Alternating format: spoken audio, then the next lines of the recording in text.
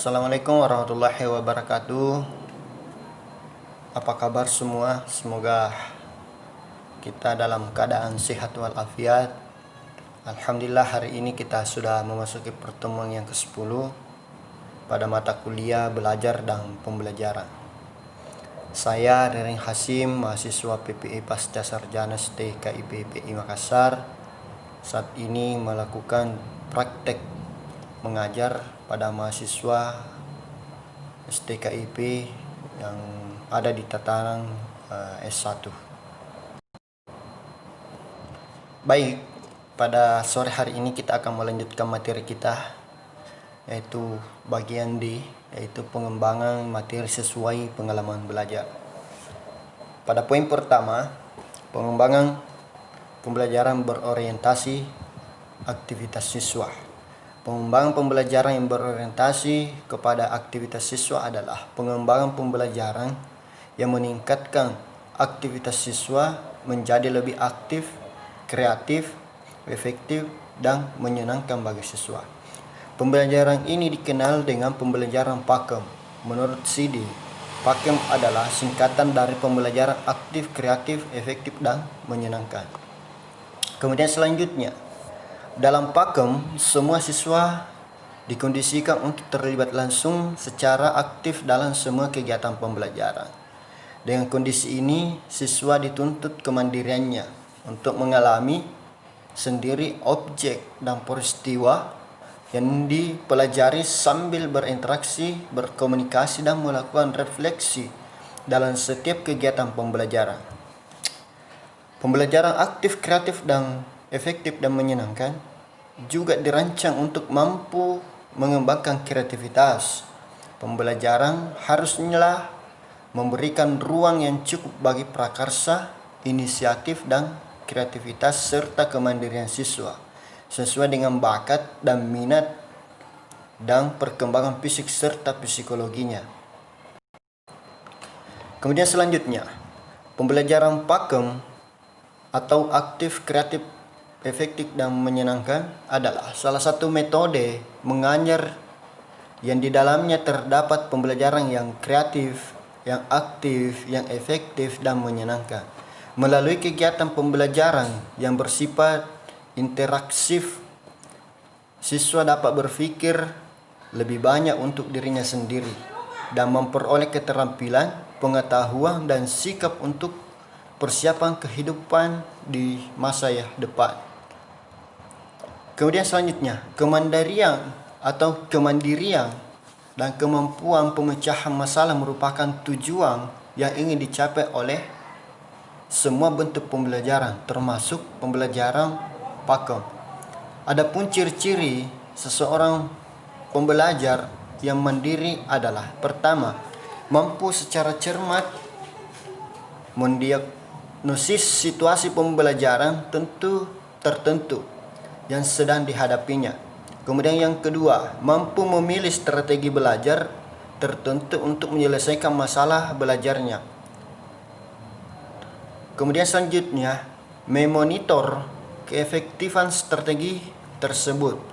Kemudian selanjutnya, termotivasi untuk terlibat dalam situasi belajar tersebut sampai masalah terselesaikan.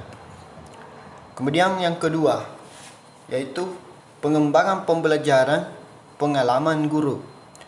Keberhasilan dalam proses pembelajaran tentunya tidak lepas dari guru sebagai salah satu sumber belajar. Peran guru sebagai sumber belajar sangatlah penting, di mana guru harus lebih menguasai materi pelajaran atau bahan ajar.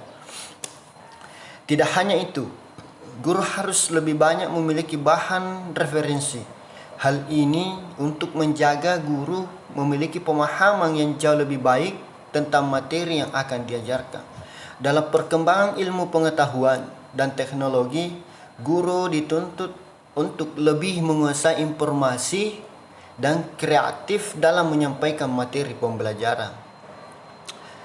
Adapun batasan atau pengertian guru dalam Kamus Besar Bahasa Indonesia, guru adalah orang yang pekerjaannya dalam kurung mata pencariannya atau profesinya mengajar Guru sangat berperan dalam membantu perkembangan siswa untuk mewujudkan tujuan hidupnya secara optimal. Jadi dalam KBBI ini dijelaskan bahwa guru ini itu adalah sebagai profesi mengajar. Kemudian menurut Yasmin, guru adalah seorang figur yang mulia dan dimuliakan banyak orang.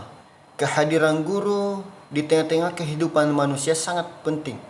Tanpa ada guru atau seseorang yang dapat ditiru, diteladani oleh manusia untuk belajar dan berkembang, manusia tidak akan memiliki norma, budaya, dan agama. Selanjutnya itu, guru yang efektif harus memiliki 3 jenis pengetahuan agar mereka dapat mengajar para siswanya dengan baik.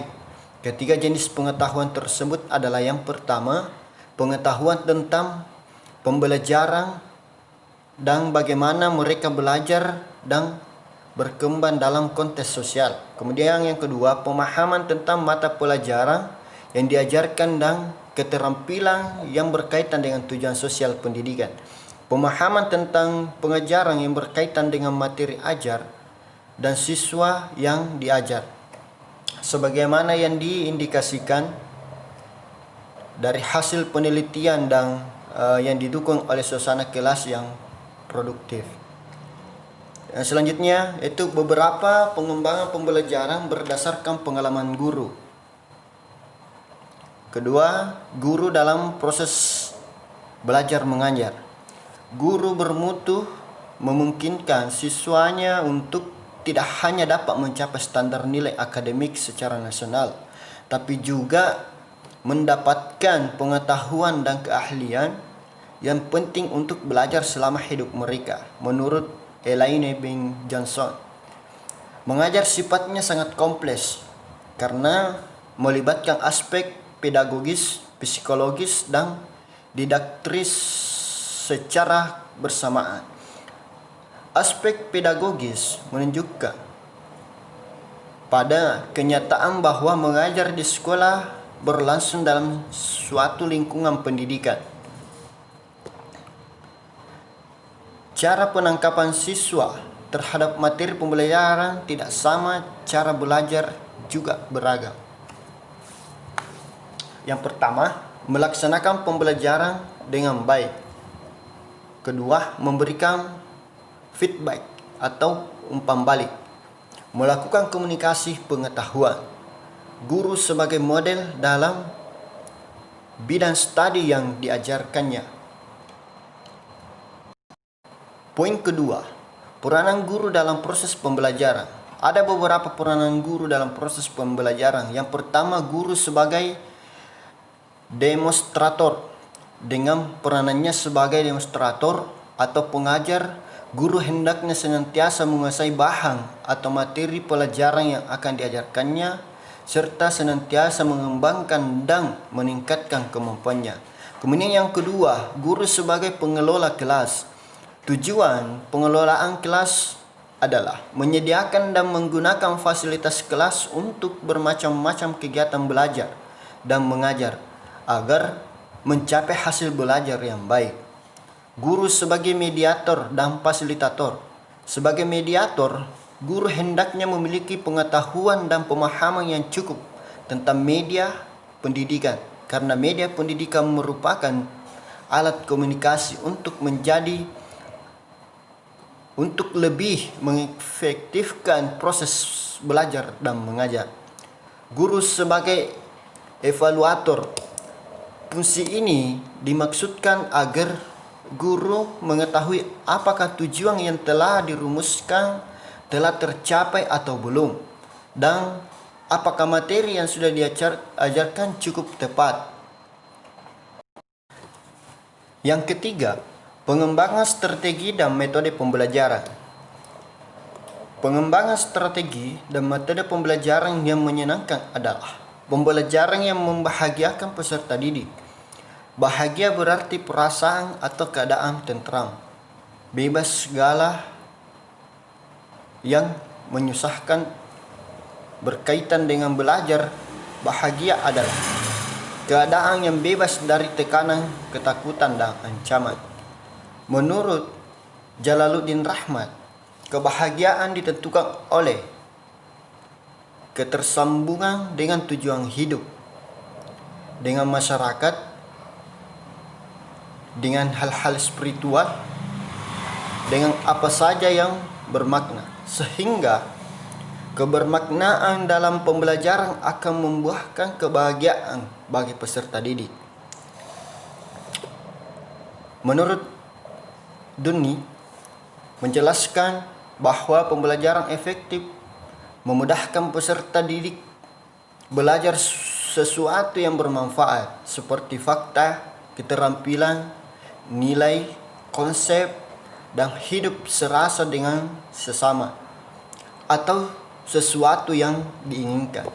Dari beberapa pendapat di atas disimpulkan bahwa dalam pembelajaran efektif diharapkan adanya perubahan baik dalam bidang kognitif, psikomotor, dan efektif. Selanjutnya, hasil pembelajaran peserta didik berupa nilai baik yang diperoleh diharapkan melalui proses pembelajaran yang baik.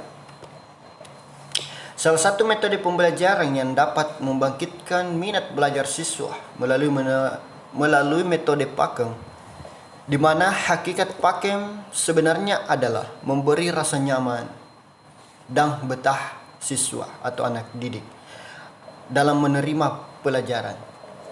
Pembelajaran diolah sedemikian rupa sehingga terdapat unsur permainan di dalamnya. Melalui pembelajaran dalam bentuk lomba, kerjasama atau diskusi, sampai pembelajaran yang dilakukan di luar kelas. Pembelajaran yang menonton dalam kurung tidak kreatif. Maksud saya, pembelajaran yang monoton atau tidak kreatif hanya mendengarkan guru berceramah. Kurangnya transfer ilmu yang dapat bertahan lama pada siswa.